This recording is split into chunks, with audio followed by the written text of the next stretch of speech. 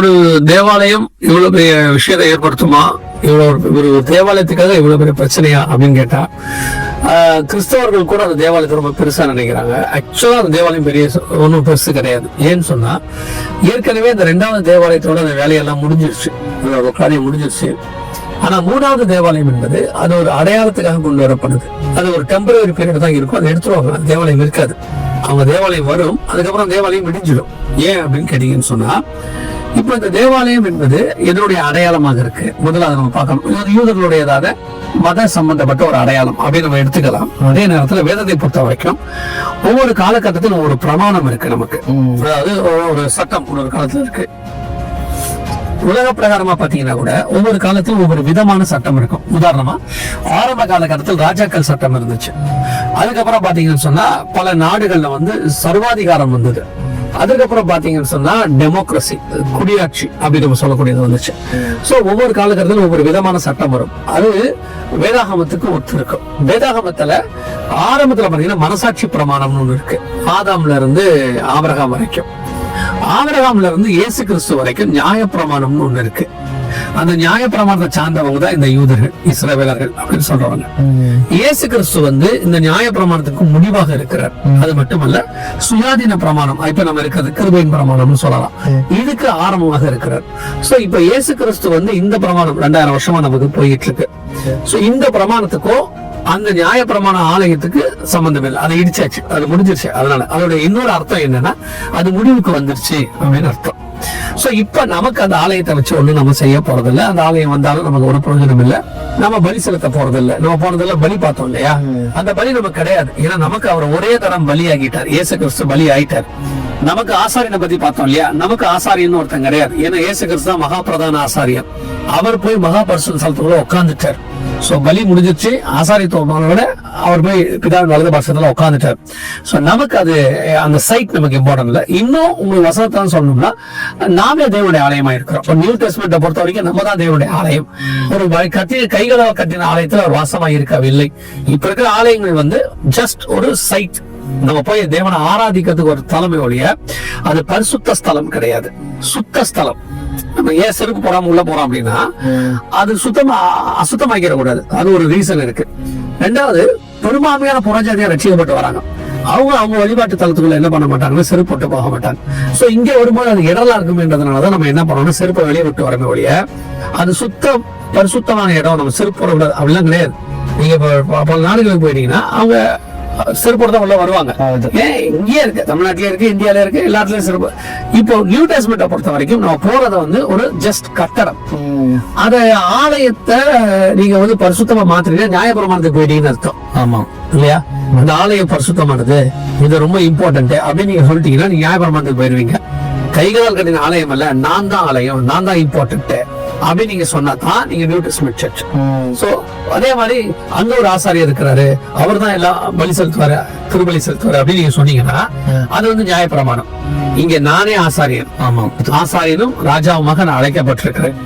என்னையுமே கர்த்தர் ஆசாரியத்துவத்துல வச்சிருக்கிறார். சோ இப்ப நாங்க நீங்க என்ன பண்றோம்ன்றது ரொம்ப இம்பார்ட்டன்ட்.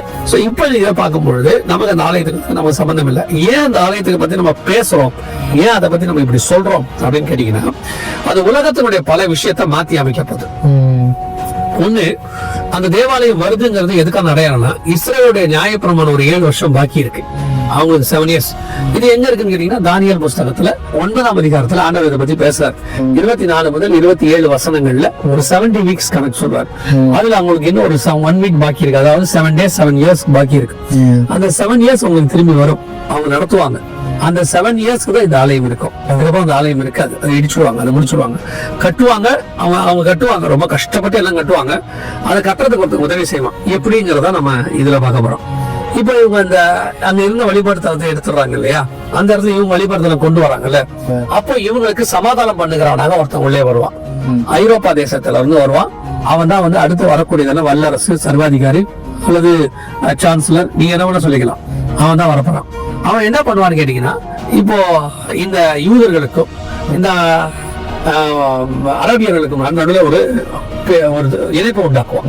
இப்பவே நீங்க பாத்தீங்கன்னா அபுதாபியில போய் பாத்தீங்கன்னு சொன்னா அப்ரஹாமிக் ரிலிஜன் ஒண்ணு சொல்லுவாங்க. அதாவது ஒரே சைட்ல பாத்தீங்கன்னா 3 மதங்களுடையதான வழிபாடு தலங்களும் இருக்கும். அவங்களுடைய ஜபாலயம் இருக்கும், இவங்களுடைய தேவாலயம் இருக்கும், அவங்களுடைய மாஸ்க் ஒண்ணு இருக்கும். மூணுமே ஒரே இடத்துல அந்த இடத்துல நீங்க பார்க்க முடியும். அது பேர் ஆபிரகாமிக் ரிலிஜன் அப்படின்னு சொல்லுவாங்க. அதாவது ஆபிரகாம்ல இருந்து அது மூணுமே வந்துச்சு.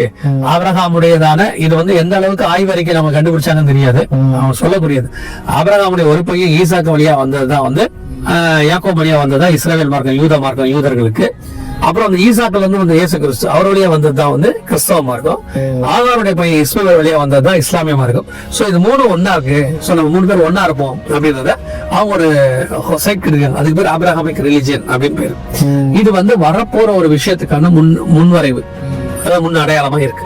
இப்ப இவங்க இதை எடுத்துட்டு திருப்பி கட்ட ஆரம்பிக்கும் போது இவங்களுக்கு எதிராக உலக நாடுகள் ஒன்னா கூடலாம், அல்லது ஒரு குழு கூடலாம். இப்ப ஹமாஸ் மாதிரி ஒரு குழு கூடலாம், பெரிய பிரச்சனை வரலாம். அப்ப இவங்களுக்கு சமாதானம் பண்ணி அந்த ஆலயத்தை கட்டி கொடுக்கிறவனாக ஒருத்தன் வருவான். அவன் தான் நம்ம 1:2:18 அவனுக்கு ஆன்டி கிறிஸ்ட் சொல்றது. சோ இந்த மலையில தான் அது நடக்கும். இதுல இந்த தேவாலயத்தை அவன் கட்டி கொடுத்துட்டு இந்த தேவாலயத்துக்குள்ள அவன் வருவான். மத்திய 24:15 இயேசு இதை சொல்றாரு.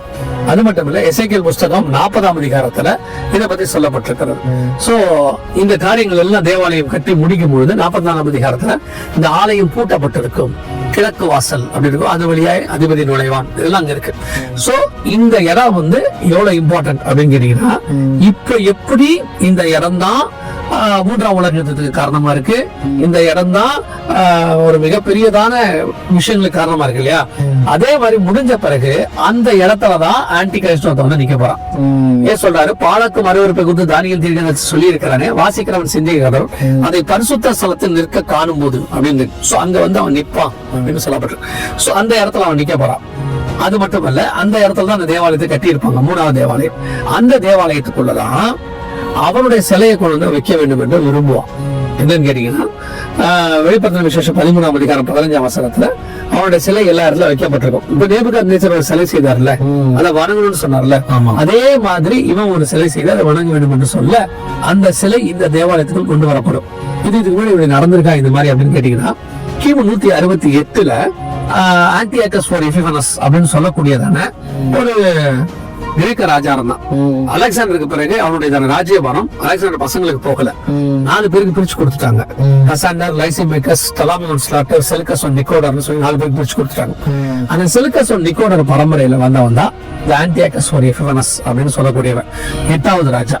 இவன் தான் என்ன பண்ணான்னு கேட்டீங்கன்னா, கிரேக்கர்களோட மூலக்கடவுள் ஒலிம்பியான் காட்ஸ் சொல்லுவாங்க, அதுல ஒண்ணு ஜியோஸ்.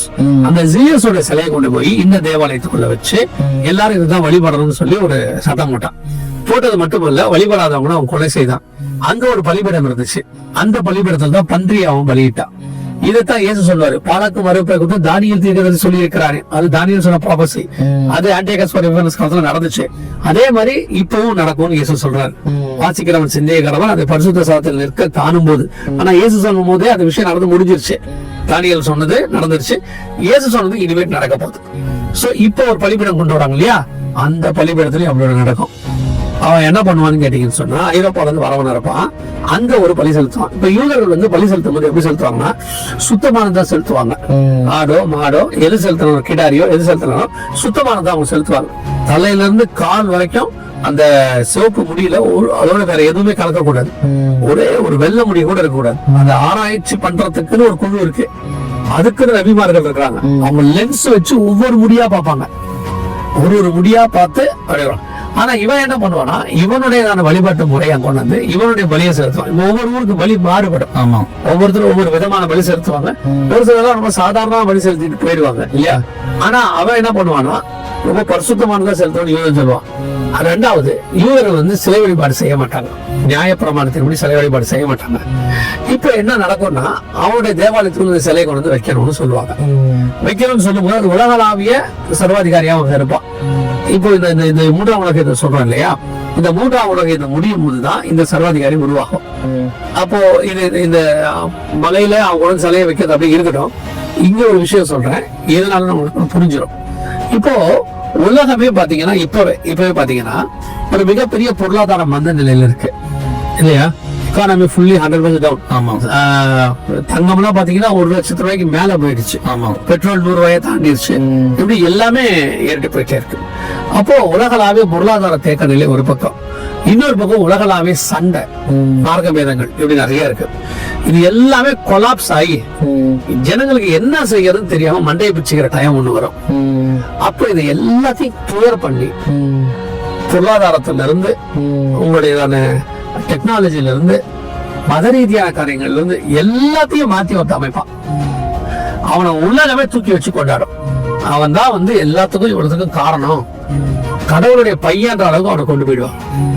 எல்லாம் பண்ணி முடிச்சுட்டு அவனை உலகமே கொண்டாடும் போது யூதர்கள் மட்டும் அதை ஒத்துக்க மாட்டாங்க. அதுல எல்லா யூதர்களும் கிடையாது, ஒரு 1,44,000 யூதர்கள் ஒத்துக்க மாட்டாங்க. இந்த ஆலயத்துக்குள்ள அதை வைக்க கூடாது, அவங்க வரக்கூடாது அப்படின்னு அவங்க ஒரு காரியம் சொல்லுவாங்க. இதே சம்பவம் கிமு 168 ஆன்டியோகஸ் எபிஃபேனஸ்க்கு நடந்துச்சு. அவன் சீர்சேனோட எல்லா இடத்துலயும் வைக்கும் போது இங்க யூதர்கள் வைக்க கூடாதுன்னு சொன்னாங்க. அது மட்டும் அல்ல, அவன் மக்கபேயஸ் ஒருத்தர் இருந்தாங்க. 1 மக்கபே 2 மக்கபே வேதத்துல வாசிப்பீங்க. அந்த மக்கபேயஸ் என்ன பண்ணாங்கன்னா, இந்த வச்ச சிலையை தூக்கி வெளியே போட்டு அந்த பலிபீடத்துல இதெல்லாம் செஞ்சுட்டு சுத்திகரிப்பு செஞ்சுட்டு, இப்போ நீங்க புதிய ஏற்பாட்டுல சுத்திகரிப்பின் பண்டிகைன்னு ஒண்ணு வாசிப்பீங்க, தேவாலய சுத்திகரிப்பின் பண்டிகை. அது என்னன்னா, அந்த ஆன்டியோகஸ் செய்ததை இவங்க சுத்திகரிப்பாங்க. சுத்திகரிச்சு ஹனுக்கான் பேர், சுத்திகரிச்சு முழுவதுமாக செஞ்சாங்க. சோ அந்த ஒரு காரியம் மீண்டும் நடக்கும். இப்போ இவங்க கொண்டு வைப்பான், அந்த பலிபீடத்துல கொண்டு செய்வான். ஏன்னா உலகமே இவனை காடா கொண்டாடுது, உலகமே இவனை தூக்கி வச்சு கொண்டாடுது. இவங்க மட்டும் என்ன பண்றாங்க, அவனை அக்செப்ட் பண்ணிக்க மாட்டேங்கிறாங்க. அப்படின்னும் போது இவனுக்கு மட்டும் ஒரு பெரிய எதிர்ப்பு இருக்கும். அந்த இடத்துல யூதர்களுக்கு எதிராக இவன் திரும்புவான். அதுக்கு காரணமாக இந்த இடம் தான் இருக்க போகுது. ஓகே, சரியா? இந்த இடத்துல அது ஒண்ணு இருக்க போகுது. அதுக்கப்புறம் அவன் என்ன பண்ணுவான்னா, யூதர்களை சிதறடிப்பான். இது லூக்கா 21-24 இருக்கு. பட்டய கருக்கனால விடுவார்கள், சகல புறஜாதிகளுக்குள்ளும் அவர் சிறைப்பட்டு போவார்கள். திருப்பி எல்லா பக்கமும் அவங்க அடிச்சுன்னு இருக்கும். சோ அது ஒரு 3.5 வருஷம் நடக்கும். யூதர்களை எங்க கண்டாலும், எப்படி ஹிட்லர் 3 வருஷம் இதை செஞ்சாரு.